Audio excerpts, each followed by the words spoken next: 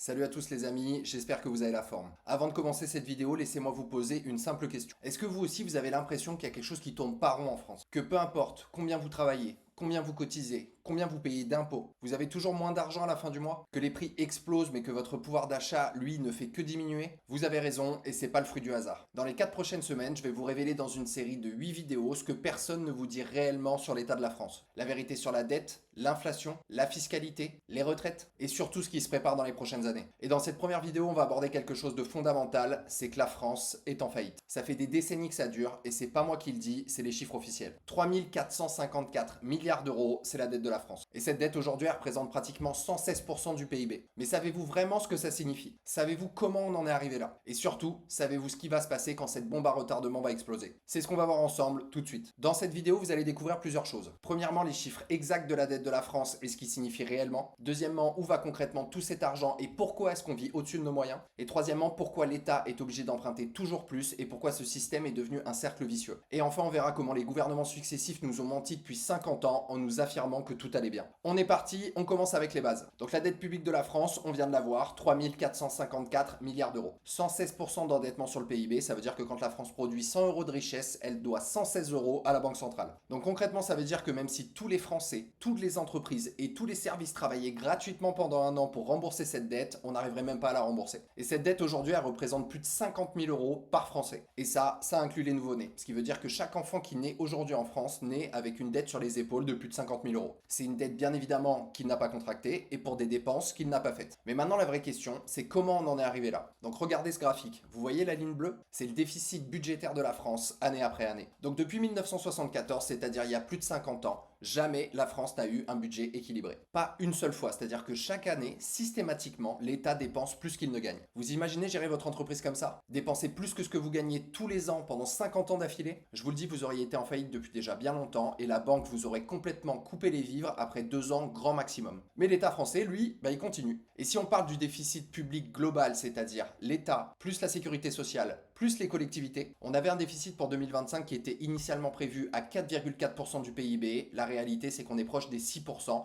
Ça représente pratiquement 175 milliards d'euros. Donc globalement, l'État français dépense 175 milliards de plus que ce qu'il gagne tous les ans, et ça, depuis 50 ans. Et le pire dans tout ça, c'est que maintenant, la France, elle paye pratiquement 62 milliards d'intérêts sur cette dette chaque année. 62 milliards, c'est plus que le budget de la défense nationale, plus que le budget de la justice, et plus que le budget de l'enseignement supérieur et de la recherche. Et 62 milliards par an, ça représente quand même 170 millions d'euros par jour. Et ça, c'est juste pour payer les intérêts. C'est pas pour rembourser la dette. C'est ce qu'on appelle un système de Ponzi légalisé. Et maintenant, vous vous dites sûrement, mais concrètement, où va tout cet argent? Qu'est-ce que l'État finance avec des centaines de milliards de dépenses annuelles? Et surtout, pourquoi est-ce qu'on dit qu'on vit au-dessus de nos moyens? Si on regarde les dépenses de l'État sur 2024, les 5 plus gros postes, c'est l'éducation nationale, la défense et la sécurité, la fameuse charge de la dette, la recherche et l'enseignement supérieur, et tout ce qui est justice et services régaliens. Mais ça, c'est juste le budget de l'État central. À ça, il faut ajouter toutes les dépenses de la sécurité sociale, donc les retraites, la santé, le chômage, et il faut aussi y ajouter les dépenses des collectivités locales, donc tout ce qui est région, département et communes. Et quand on regarde justement l'ensemble des dépenses des administrations publiques en France, on arrive sur un chiffre sympa à 1560 milliards d'euros. Et 1560 milliards d'euros, ça représente 57% de notre produit intérieur brut. Ça veut dire que plus de la moitié de tout ce que la France produit en un an part en dépenses publiques. Donc concrètement, tout ça, ça finance la protection sociale, les services publics, le fonctionnement de l'État, la charge de la dette et tous les investissements publics. Donc bien évidemment, financer tout ça, c'est génial, sauf que le gros problème, c'est quand même que les recettes ne suivent pas. Et bien évidemment, au lieu soit de diminuer ses dépenses, soit d'augmenter ses revenus, l'État emprunte toujours la différence pour combler le trou. Donc on fait tout ça année après année depuis 50 ans. Et si on compare un peu à ce qui se passe dans les autres pays développés, la France est championne du monde des dépenses publiques. Vous regardez un pays comme l'Allemagne, c'est 48% de leur PIB. L'Espagne, on est à 46%.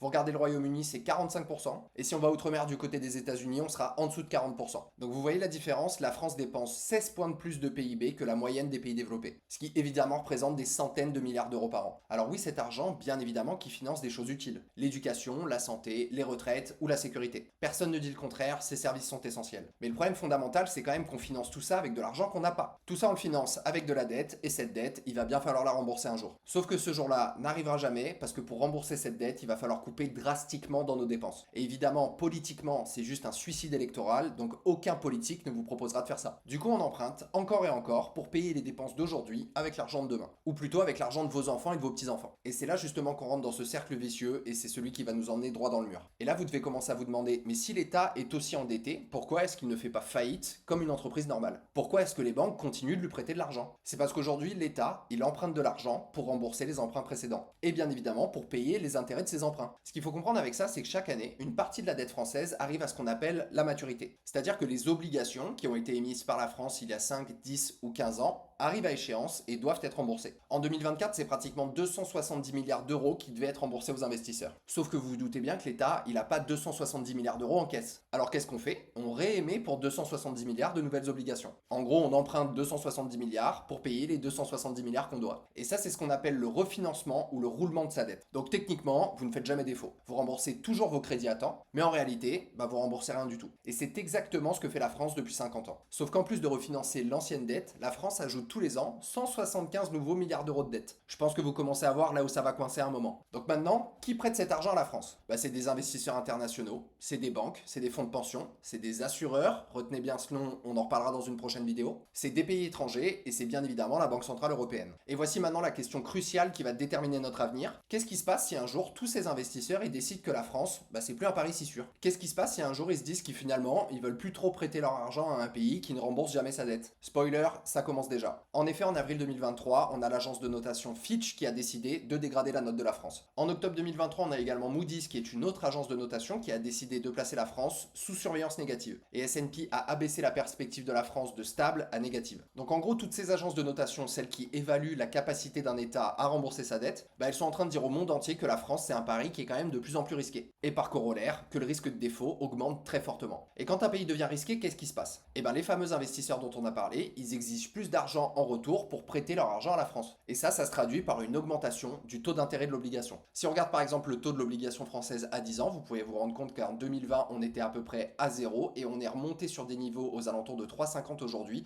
qui sont bien au-dessus des niveaux qu'on avait par exemple en 2013 ou en 2014. Et c'est la logique même du risque. Plus un investissement est risqué, plus il doit être rémunéré. Et ça veut dire une chose très claire, c'est que les 62 milliards d'intérêts que paye la France aujourd'hui, ils vont augmenter avec certitude. Donc peut-être qu'en 2027, on se rapproche des 70 milliards. Ça, bien évidemment, ça va creuser notre déficit encore plus, ce qui va donc nécessiter toujours plus d'emprunts, qui vont eux-mêmes encore augmenter la dette, ce qui va inévitablement nous amener vers une nouvelle hausse des taux d'intérêt. Et dans ce système, il n'y a aucune sortie de secours possible. Mais alors, pourquoi est-ce que personne ne vous parle de tout ça au journal de 20 heures? Pourquoi est-ce que les politiques vous disent toujours que tout va bien, que la croissance va revenir, que tout ça c'est temporaire et qu'il faut juste faire quelques efforts? Parce que depuis 50 ans, malheureusement, ces gens nous mentent consciemment. Donc là, je vous ai trouvé un petit florilège de toutes les promesses des politiques aux Français sur ces dernières années. Bon, on va pas tous les faire, mais ils y sont tous, Monsieur Bayrou, Monsieur Macron, vous allez bien évidemment suivre avec Monsieur Bruno Le Maire, etc.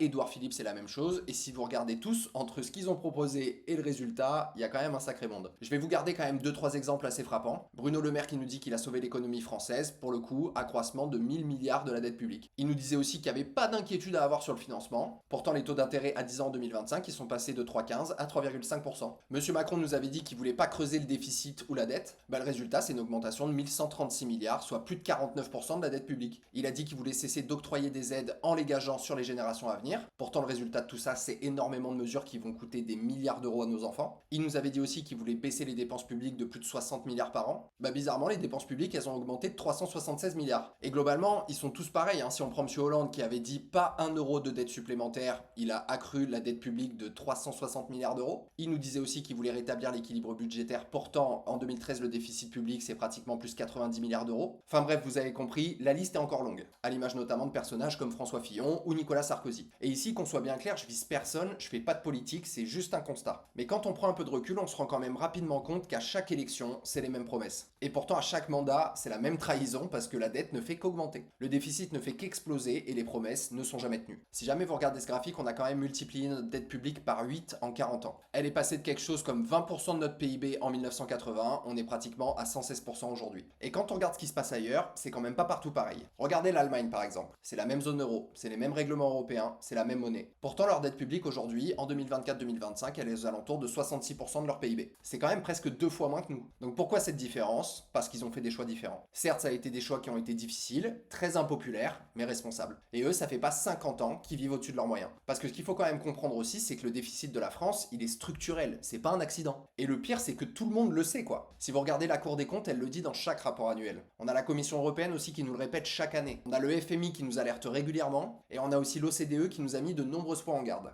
Pourtant, rien ne bouge, absolument rien. Parce qu'encore une fois, changer, ça voudrait dire prendre des décisions radicales. Donc couper drastiquement dans les dépenses publiques, réformer en profondeur le système des retraites, réduire le nombre de fonctionnaires, supprimer ou réduire des aides sociales, et malheureusement augmenter massivement les impôts. Mais politiquement, tout ça, c'est du suicide électoral pur et simple. Aujourd'hui, aucun politicien ne veut être celui qui dira la vérité et qui prendra ses mesures. Parce qu'ils savent très bien que derrière, ils vont pas être élus. Mais la réalité brutale des chiffres, elle ment pas. L'État français est en faillite technique. La seule raison pour laquelle le système tient encore, c'est que les investisseurs pensent que l'État français ne peut pas être en faillite. Que l'Union européenne viendra forcément à la rescousse et que la Banque centrale européenne imprimera de l'argent si nécessaire pour sauver la France. Mais cette croyance, elle n'est pas éternelle. Et le jour où elle va s'effondrer, tout s'effondrera avec elle. Donc si on récapitule un peu ce qu'on vient de voir ensemble, 3 454 milliards d'euros de dette, bientôt 116% de notre PIB, plus de 50 000 euros de dette par Français, nouveau-né inclus. Aucun budget équilibré depuis 50 ans. Pas une seule année d'excédent. 175 milliards d'euros de déficit chaque année. Plus de 60 milliards d'euros d'intérêts payés annuellement juste pour maintenir cette dette à flot. 1560 milliards d'euros de dépenses publiques, soit plus de 57% de notre PIB. Record absolu des pays développés, 16 points au-dessus de la moyenne des pays de l'OCDE. En gros, on dépense 450 milliards de plus par an que ce qui serait normal. Un système où l'État emprunte chaque année 270 milliards pour payer les 270 milliards de dettes qui arrivent à échéance. Un refinancement perpétuel et un cercle vicieux qui mathématiquement ne peut que s'accélérer. Les agences de notation qui dégradent progressivement la France. Les taux d'intérêt qui vont continuer de monter. Et surtout 50 ans de mensonges politiques, 50 ans de promesses non tenues. 50 ans à vivre au-dessus de nos moyens, à faire payer les générations futures. À vos enfants et à vos petits-enfants. Et maintenant, la question que vous devez vous poser, c'est comment un État qui est en faillite peut continuer de fonctionner au quotidien. Comment est-ce qu'il peut continuer à payer les fonctionnaires, les retraites, les aides sociales alors qu'il est mathématiquement en faillite? Parce qu'en plus, ils ont trouvé le moyen de vous voler silencieusement. Tous les jours, à chaque instant, et sans que vous vous en rendiez compte. Sans que ça apparaisse sur votre relevé bancaire, sans que vous puissiez facilement vous en protéger. C'est le vol parfait, le crime invisible, l'impôt que vous payez sans le savoir. Dans la prochaine vidéo, je vais vous montrer comment votre argent perd en moyenne entre 3 et 4% de valeur réelle alors qu'on nous annonce 2% d'inflation. Comment est-ce que nos banques centrales impriment des centaines de milliards d'euros pour diluer votre épargne? Comment le système bancaire repose sur du vent et pourrait s'effondrer du jour au lendemain? Et surtout, comment vous êtes en train de vous faire voler légalement sans même le savoir? Parce que l'inflation, c'est pas un phénomène naturel qu'on subit.